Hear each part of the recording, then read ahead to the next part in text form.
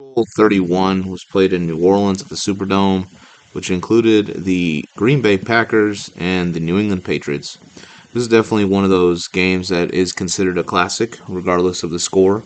This is definitely a game that people definitely should watch for the aura, nostalgia, whatnot. And yeah, I mean, you're looking at this, and there's a lot of Hall of Famers in here, but there was also starts of stuff. So for Green Bay, I mean, this was a team that it was bound for them to win again. Brett Favre was definitely slinging it. He was definitely becoming that up and coming superstar quarterback that everyone knew he was going to be. Um, in terms of Green Bay, no one. I don't think anyone else really knew that. They thought he was just a gunslinger and he threw more errors. For the New England Patriots, it was an upstart team that obviously, had guys like Bruschi, Law, McGinnis, who were going to be impactful in the 2000s. But you look at New England; they were 11-5. They were second in points for. We dominated Pittsburgh 28-3. Dominated Jacksonville 20-6. Green Bay 13-3. They were first in points for, and they were first in points against because of that Reggie White defense there, man.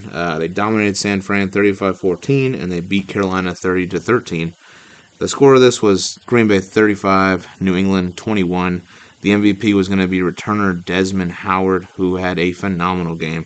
Hall of Famers here: Brett Favre, Leroy Butler, Reggie White, Ron Wolf, Ty Law, Curtis Martin, and Bill Parcells. This was Green Bay's third title, their first since 1968 when Vince Lombardi was coaching in Super Bowl II. This was definitely teams that were not Dallas or San Fran, so this was definitely a change of pace with all those teams not being in it. Finally, obviously for the NFL fans there, it's the most points scored in first quarter in Super Bowl history as well. And again, that Desmond Howard guy, yeah, he was the first return to win Super Bowl MVP, and I believe the only one. He had 244 return yards and he had also a 99 return for touchdown. Yeah, this is definitely a game to watch. This is definitely a game that people should actually watch this game, man. If you love football and you want to know more, you watch these games. These are classic games, and I'm pretty sure they have it all over on YouTube and whatnot. So overall, Super Bowl 31 though, this was Green Bay's time.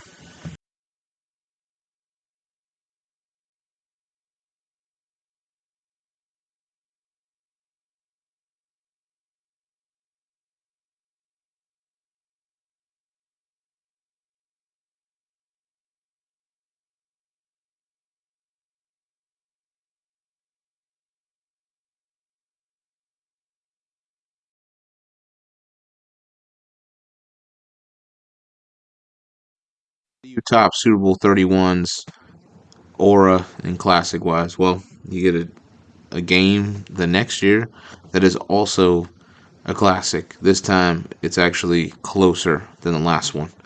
And this was between the Green Bay Packers and the Denver Broncos in Super Bowl 32 in San Diego Qualcomm Stadium.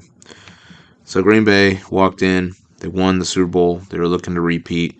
They're looking to be, I believe, seventh or eighth team to do that. Seventh, I think, the team to do that. Denver, well, they've had their share of Super Bowl losses under John Elway, and this was going to be, make it or break it type stuff. So when looking at it, Green Bay walked in at 13-3, second in points for, fifth in points against. They beat Tampa 21-7. They beat San Fran 23-10. On the other side, Denver, they went 12-4. They were first in points for. They were sixth in points against. They beat Jacksonville badly in the wild card 42-17. They beat Kansas City with a gritty defense 14-10, and they killed clock versus Pittsburgh to beat them 24-21. When looking at this game, this was again a classic. The Denver Broncos actually won this game 31-24 and stopped Green Bay from repeating.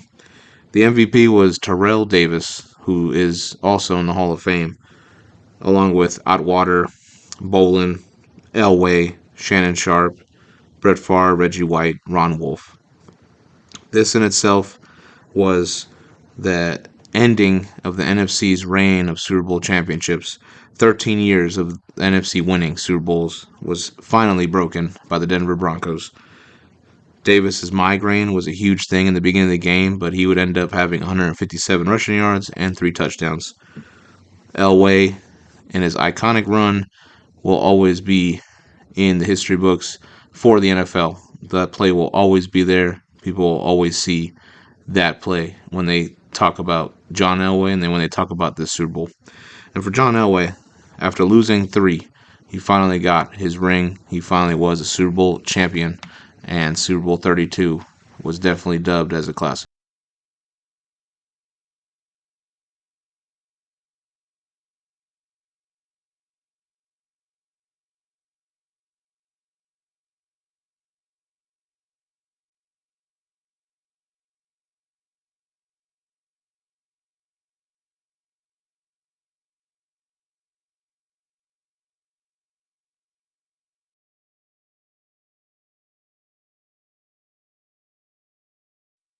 Super Bowl 33 would be played in Miami at the Pro Players Stadium.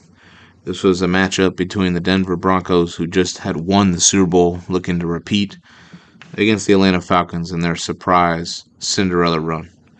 Now, for the Denver Broncos, they were 14-2. They were second in points for. They were eighth in points against. I believe this is the year that Terrell Davis had 2K yards, which not many people have done that. They definitely dominated the Miami Dolphins 38-3, and they beat the Jets 23-10. For the Atlanta Falcons, well, they were 14-2. So as much as a Cinderella story they were pretty good. They were fourth in points for, and they were fourth against. They won in a last-second interception to beat the San Francisco 49ers 20-18, and then they upset Minnesota in overtime to beat them 30-27. This was definitely a Super Bowl where it should have been, and I'm sure a lot of people thought of it as the Vikings versus the Broncos, and the Vikings would definitely have given the Broncos a run for their money. But instead, it was Atlanta. And Denver, well, they knew they could beat them, and they definitely did. They beat them 34-19, with MVP being John Elway on his last game in his career. Hall of Famers were Steve Atwater, Bolin, Shannon Sharpe, Terrell Davis, John Elway, and Atlanta kicker Morton Anderson. This was the final game of John Elway's Hall of Fame career, and he went out with a bang. John Elway was 38 years old, but he threw for 336 passing yards, 1 passing touchdown, and he had a rushing touchdown. This was Denver's second title, and this was the sixth team to go back to back. Atlanta, well, they had a Cinderella story, and everyone didn't pick them, but they made a great run at it. Denver was just great that day. They were determined, and honestly, if you're going to have a final game for a legend, you might as well go out on top, and that's exactly what they did.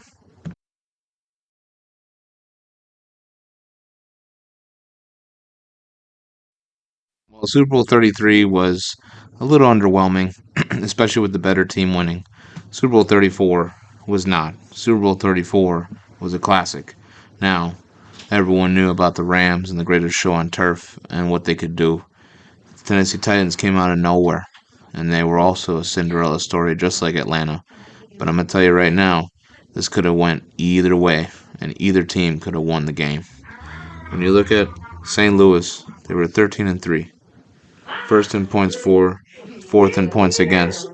They beat Minnesota 49-37 in a duel, and then they beat the Tampa Bay Bucks in the NFC Championship game in one of the classic NFC Championship games, 11-6 with the Ricky Prohl touchdown. Definitely an unsung hero. The Tennessee Titans, they were 13-3. They had a Music City Miracle against Buffalo, 22-16. They beat Indianapolis 19-16, and they beat Jacksonville 33-14 to reach the Super Bowl.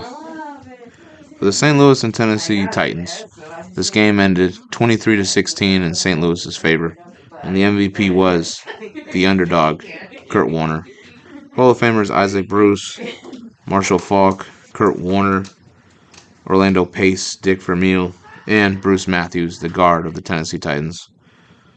This was the first Super Bowl for the Rams. It wouldn't be their last. This was also known as the 1 yard short play. This was 1 yard away from the Titans evening the score, and at that point, with the defense being extremely exhausted, well, they definitely could have lost that game. This was definitely one of those Super Bowls where both teams were looking for their first Super Bowl, and that hadn't happened since Kansas City and Green Bay. Tennessee was able to have a 16-point comeback when they were trailing down from the Greatest Show on Turf, and they did make it a game and respectable. Steve McNair was, well, he was magical at best. Rest in peace. And this team definitely was so close to a Super Bowl title. But the Rams, destined to win, won the game.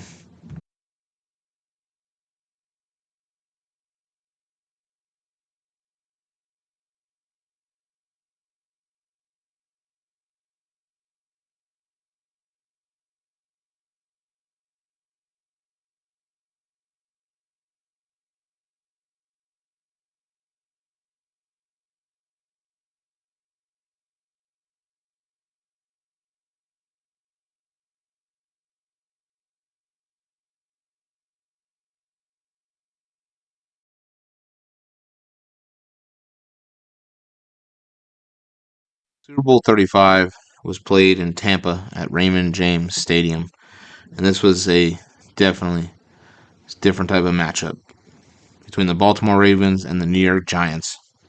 For the Baltimore Ravens, they posted a 12-4 record. They were first in points against, averaging 10.3. So, historic? Absolutely. One of the best, if not the best defense of all time? Yes. They beat Denver 21-3, they beat Tennessee 24-10, and they beat Oakland 16-3 to get to the Super Bowl. For the Giants, they were also 12-4, and they were fifth in points against. They beat Philly 20-10, and they dominated Minnesota 41-0 to get to the Super Bowl. When looking at the Super Bowl, this was not a classic. This was pure domination.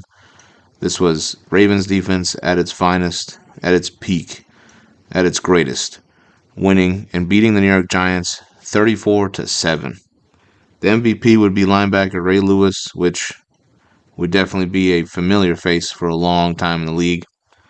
Hall of Famers in this would be Ray Lewis, Jonathan Ogden, Shannon Sharpe, Rod Woodson, and Michael Strahan.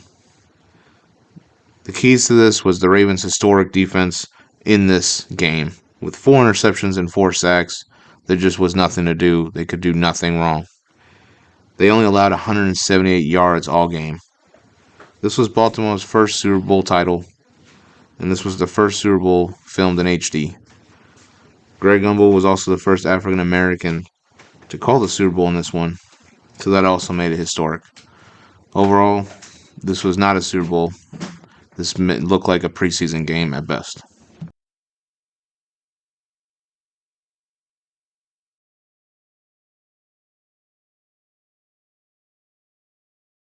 36 would be St. Louis versus New England at the Superdome in New Orleans, Louisiana. For this Super Bowl, well, this was the birth of Tom Brady and the dynasty. For the St. Louis Rams, well, they were the greatest show on turf, and they had nothing that they were showing of weakness that they were going to win, that they were going to lose this game. For St. Louis, they were 14-2. They were first in points for, and they were seventh in points against. They beat Green Bay 45-17, and they beat Philadelphia 29-24 to get to the Super Bowl once again for their chance at another Super Bowl title. For the New England Patriots, well, they were 11-5, sixth in points for, and sixth in points against. They had a very controversial injury with Drew Bledsoe. They had this kid come in named Tom Brady, and he ended up, well, becoming a guy. For the New England Patriots, they definitely lucked out with the tuck rule against Oakland, 16-13, beating them. And they were to beat Pittsburgh 24-17 in the AFC Championship game to get to the Super Bowl. This was definitely a David and Goliath Super Bowl. Everyone expected the Rams to win this, and there was no chance for New England to win it. But they did. New England won 20-17 thanks to Brady's drive and Vinatieri's kick. The MVP was quarterback Tom Brady, and Hall of Famers were Ty Law, Richard Seymour, Isaac Bruce, Aeneas Williams, Orlando Pace, Marshall Faulk, and Kurt Warner.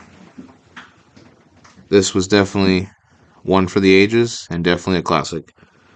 This actually put Bill Belichick and Tom Brady on the map, which would serve them very well in the later years of the Super Bowls. Vinatieri's clutch field goal really showed how clutch he was because he definitely was for the rest of his career. This is also the first Super Bowl played in February, as well as the year of 9/11, with the unity of this game being pretty focused on that event and America really being focused with sports in terms of distracting them. But this was definitely the start of something that people might not love, but it was the start of something special.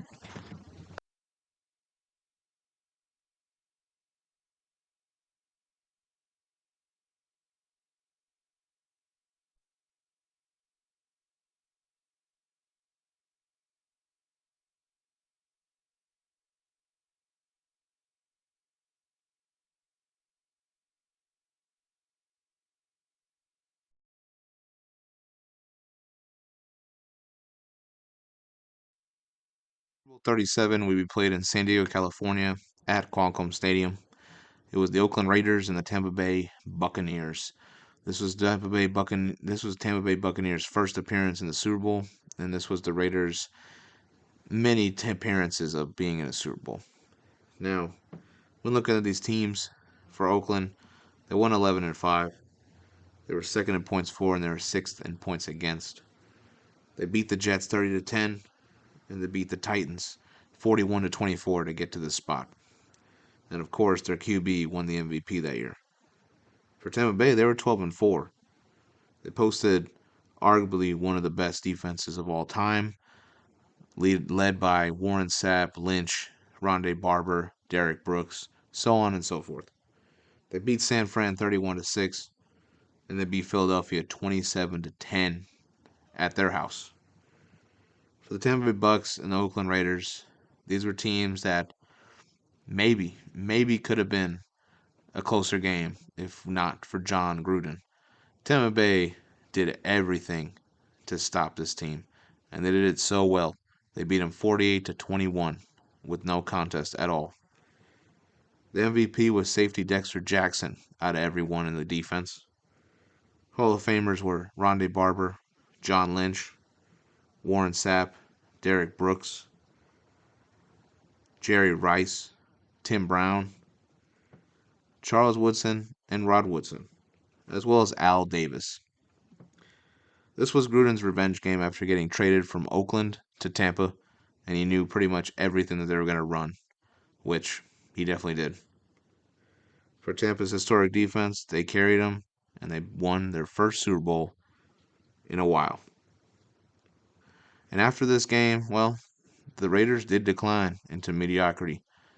So, when looking at it, this was honestly the last time we can honestly say that this Raiders team was relevant, and they were definitely a threat in the league.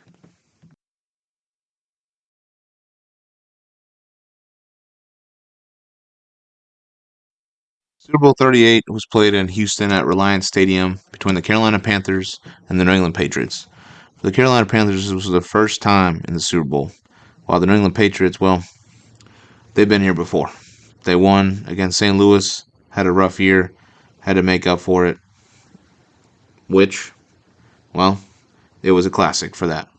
For Carolina, they were 11-5, 15th in points for, 10th in points against. So, a little bit of an underdog. But they beat Dallas in the wild card 29-10. They beat St. Louis 29-23, and they beat Philadelphia 14-3 to reach the Super Bowl. For the New England Patriots, well, they were 14-2. They beat the Tennessee Titans 17-14, and they beat Indianapolis in the AFC Championship game and Peyton Manning 24-14. For this time, the New England Patriots would definitely get their revenge in terms of for that really bad season that they had. They would come back on top. They would win the game 32-29 on once again Adam Vinatieri's leg. Tom Brady was the MVP. Hall of Famers Ty Law and Richard Seymour were a part of this. Janet Jackson's wardrobe malfunction is one of the talked about halftime shows of this Super Bowl and in Super Bowl history. New England's second Super Bowl, Tom Brady's game-winning drive to set up Vinatieri again as Tom Brady became clutch. And the back and forth scoring made it such a classic, especially plays like Muhammad or the Vrabel catch. This was a great Super Bowl, definitely a Super Bowl to watch.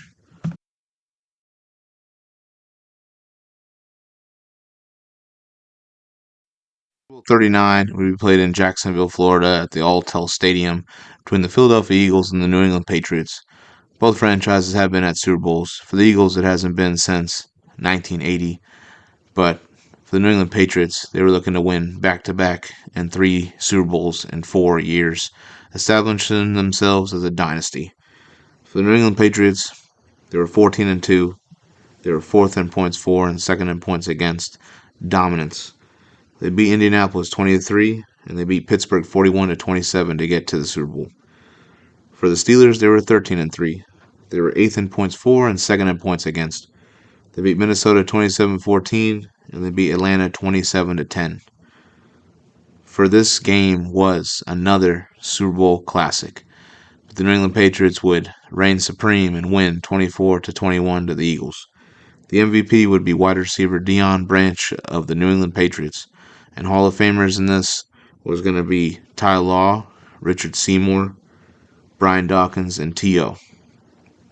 New England's dynasty was achieved 3 Super Bowls in 4 years. They were also the 7th team to go back-to-back. Branch, well, he killed it with 11 receptions and 133 yards. And the Philadelphia Eagles finally reached the Super Bowl after losing in 3 consecutive NFC Championship games.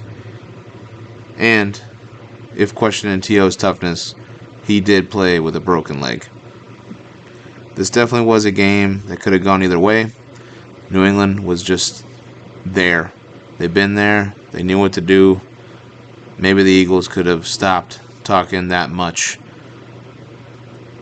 smack because New England was just ready. They knew that this was the time. They knew what they had to accomplish and what was on the verge of accomplishing. Donovan McNabb just didn't have enough time for a comeback.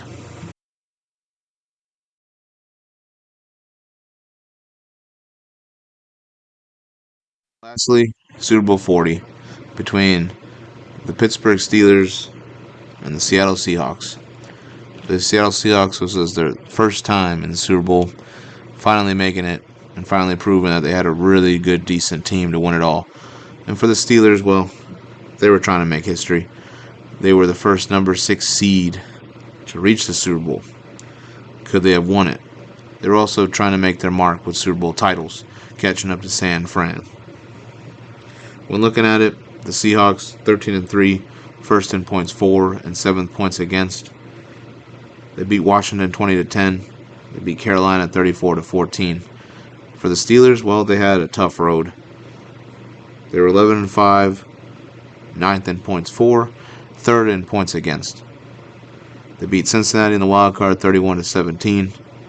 They beat Indianapolis 21-18 because of a really bad field goal miss by Vanderjagt. Also, Ben Roethlisberger saved the day with that tackle when Bettis fumbled. And then in the NFC Championship game, they were able to beat Denver 34-17 to make it here. The Steelers did win 21-10 with a lot of controversy behind it, but they won fair and square. Their MVP was wide receiver Hines Ward.